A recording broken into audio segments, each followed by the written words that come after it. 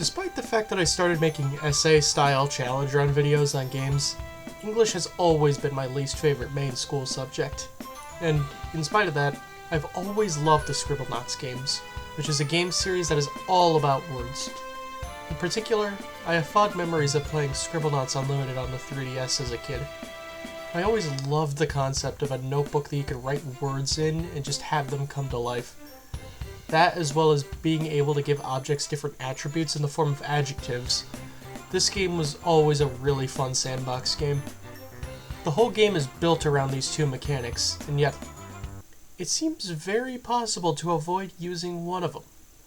So here we go.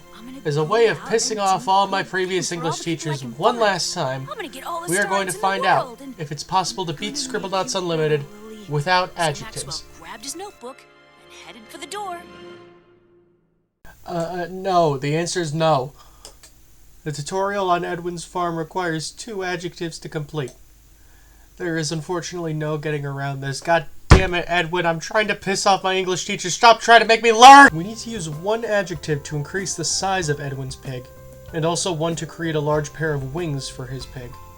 Since the adjective count is already at 2, I feel this is the best opportunity to introduce a bonus challenge. A minimum number of unique adjectives. In other words, when we do have to use an adjective, trying to at least limit it to an adjective we've already used. In this case, it's pretty easy. We can use the word big, or your preferred synonym of big, for both scenarios. Comment your favorite synonym of big. Now that the challenge has already failed, we nab our first starlight and finish off Edwin's farm with a watering can and an axe.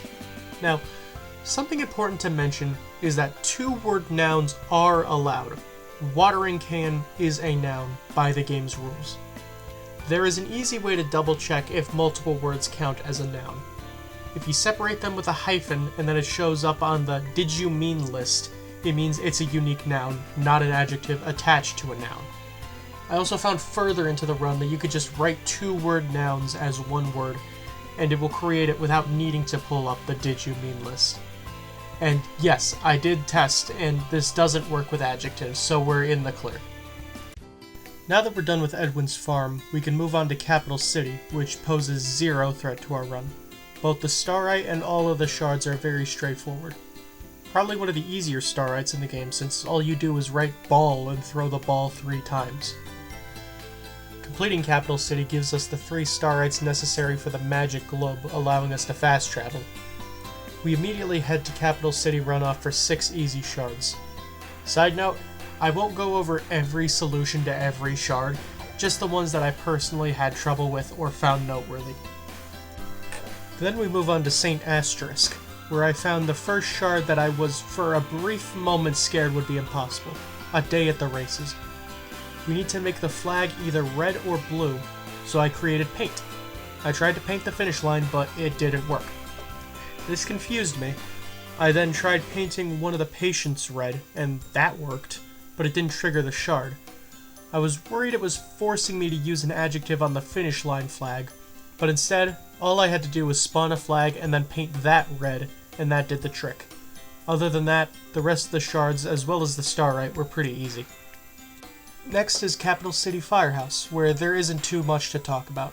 Only thing maybe worth talking about is the fire truck starlight, where I couldn't get the alarm to sound on the fire truck, so I instead cleared the path using a gun. It did the trick just fine. I won't be bringing up most visits to Lily either. All they do is unlock new levels.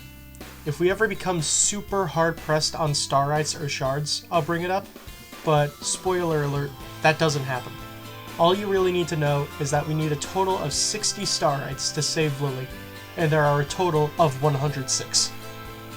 Having forgotten the museum, I moved on to the underline, where once again, no adjectives are needed.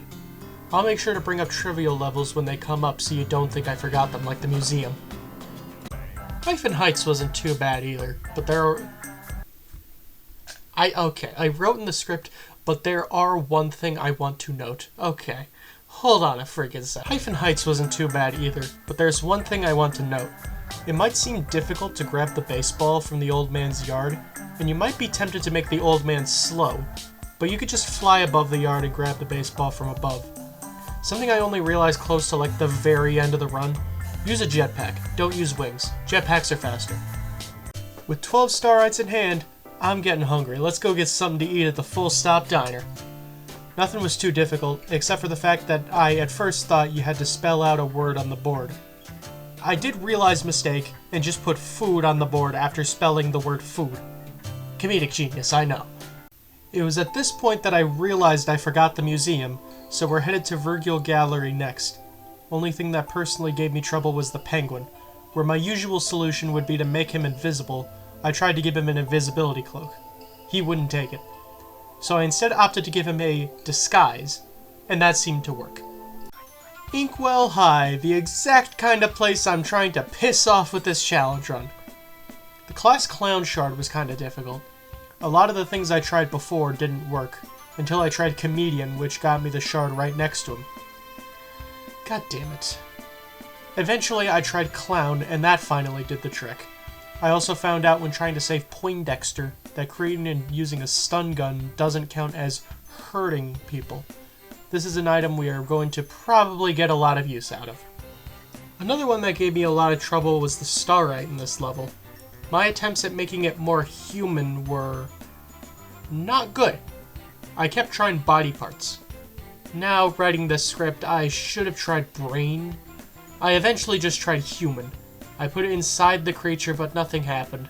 But it worked for some reason after I emptied the human from our little experiment. Now that we've gotten past that, all it needs is a name, and I'm not good at naming things, so I'm leaving that to you. Majuscule Grotto. God damn Majuscule Grotto. This is the first one where I honestly couldn't come up with a solution for one of the shards. Help! Help! Apply an adjective to my house to stop them from eating it. I will do no such thing. Stunning the kids made the shard unobtainable, and I don't know of any other solutions. I will be back to this, but for now, we have our first shard that I couldn't figure out. The rest of the level is easy, but I really hate leaving it unfinished. On the other hand, Metaforest is a breeze.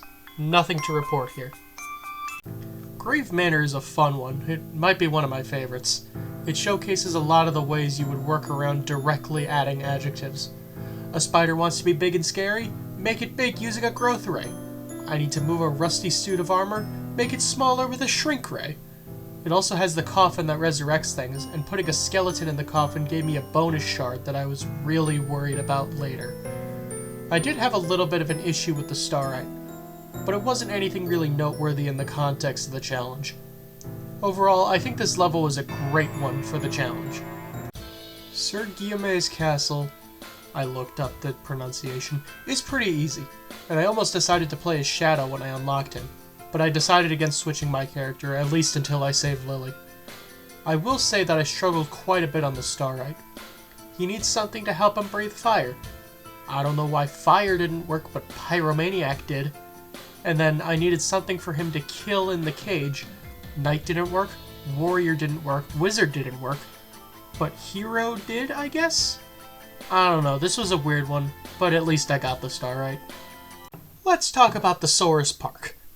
First of all, the names of these places are getting more creative. This one and Metaforest are probably my favorites so far. Second, the sheep gave a little bit of trouble, mainly because I wasn't really thinking about it hard enough. All it needed were some horns. Lastly, the Starlight, Allosaurus on the loose. Trying to put it to sleep was not easy. I tried to think of logical solutions like tranquilizer and sedative, both of which came in bottles that I couldn't directly give to the dinosaur. Then I tried radio in hopes that the music would soothe it. It did, I guess. That's one more complete level, and we're at 30 Starlights, halfway there. Anaphora Falls was a weird one. Did I pronounce that right? God, hold on. This is pronounced Anaphora. Let's try that again. Anaphora Falls was a weird one. There's an underwater tiki torch that is intended to be made fireproof to be lit up, but I can't do that. Fire didn't work, flamethrower didn't work, but using it gave me a bonus shard. Eventually I moved on to the other shards and Starlights. All the shards were easy, but the fishing Starlight wasn't as easy. I think the game wanted me to make a rainbow worm to catch the rainbow fish, but eventually I found that a gummy bear did the trick. I also clearly can't read, and didn't see that it was a fudge megalodon. So something chocolatey would have probably done the trick, but instead I gave it a person. After finishing the starlight, I went back to the torch to see that it was somehow lit up, and the treasure was now there. I don't know what happened, but I'm not complaining. After that, the monkey starlight was laughably easy. Now moving on to the ruins of Ellipsis. I'm so plain, add an adjective to me so I can fit in. Who do you think I am, a freaking writer? The hell is an adjective? No, I'm instead dipping you in this paint bucket. Everything else is very straightforward, and that pigeon actually gave me an idea, so we're already back to Magiscule Grotto. I painted the house, and it didn't work. But then I got a better idea.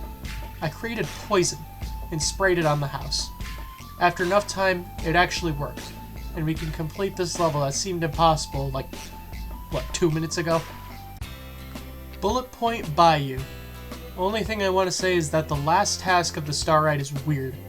The alien hates heights, but instead of making it fly, the solution is to make you fly. Not something super relevant to the challenge, just something that's always bugged me. Taking the cake for both my favorite name of a level, as well as probably my favorite level in general, we have Paper and Penitentiary. All the shards are easy, as well as 2 of the starlights. It's the gauntlet starlight that I really want to talk about. The spike ball is a bit confusing, but I got past it by pulling it with a rope, going upstairs, and letting it pass me with the momentum. Then, the game 100% expects us to make ourselves small to go through the broken door. We obviously cannot do that. Even with the shrink ray, I don't think we could shoot ourselves with it. If only there was someone else willing to shoot us with the shrink ray. Notice the floor above. The robot we walked past earlier in the puzzle is shooting a gun. If we go up to him and give him the shrink ray, he can shrink us, allowing Maxwell to continue through the gauntlet. This is, by far, my favorite solution to a puzzle in the entire challenge. After that, the star ride is pretty straightforward. Only thing to say about Paper Planes is that Stunt is here. Stunt is cool. The Listy Cola. I apparently don't know what foods prevent scurvy. I had to Google it. I'm sorry. I also tried to grab the treasure map before killing the shark. That was a mistake. Then I tried to kill it with a harpoon. That was a mistake. Once I was done making mistakes, this level was fine. The Lost Kingdom of Parentheses features the first starlight I couldn't figure out. I need an adjective to make Maxwell think like a mad scientist, not just look like one. I tried a few things, but they didn't work. So I just moved on from that starlight. The rest of the level wasn't that bad, but proving that the sailor lived a good life took a couple tries. Eventually I tried metal, and that did the trick. Not too bad.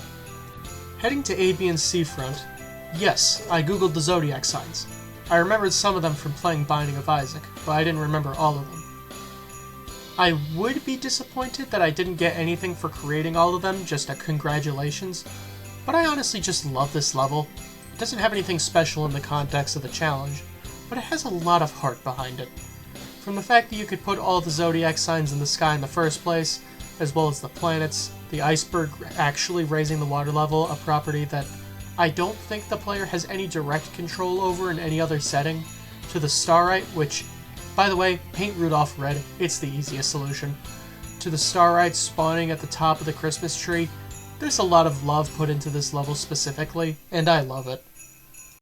Exclamation point. All the other names have been, well, not subtle, but it doesn't get more on the nose than this, and I love it. I don't know what the intended solution is for the skier, but Friend did the trick. The rest of the level is whatever. Pilcrow Peaks. I was originally going to have a joke where I just said Pilcrow Peaks and moved on, because it's entirely easy, but then I looked back in the footage and remembered that after I completed the level, my game crashed.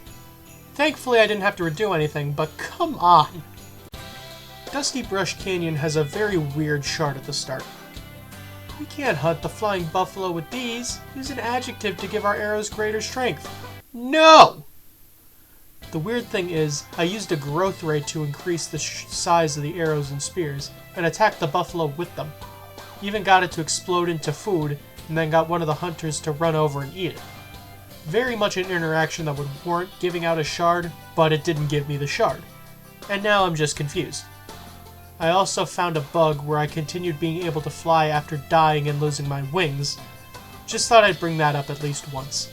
Everything else was easy, but after a lot of attempts, we're leaving without that buffalo shard. The Tomb of Onomatopoeia is next, and most of this level is very easy. Keyword most. I couldn't figure out the mummy shard. They want a piece of furniture with an adjective that's relevant to the location. I tried a couple things. I tried a sandcastle. I even tried grabbing one of their items using a time machine, going back and giving it to them. Neither of those worked. Eventually, I moved on from it and kept going with the rest of the level, which, like I said, is pretty simple. The underscore mine. And with that, we have officially gotten 60 starites, meaning we can finally save Lily and end the game, meaning that it is possible to beat Scribblenauts Unlimited with 2 adjectives. I forgot about the tutorial. Now, I've already taken a while to get this video up. I was originally going to make this video about the whole game, but instead I'm going to split this into 2 parts, going over the rest of the levels and the bonus shards in part 2.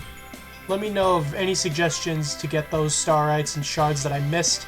Thanks for watching, and I'll see you all in probably another month. I won't bring up most visits to Lily either. All they do is unlock new levels. If we ever become super hard-pressed on starites or shards, I'll bring it up, but spoiler alert, spoiler alert.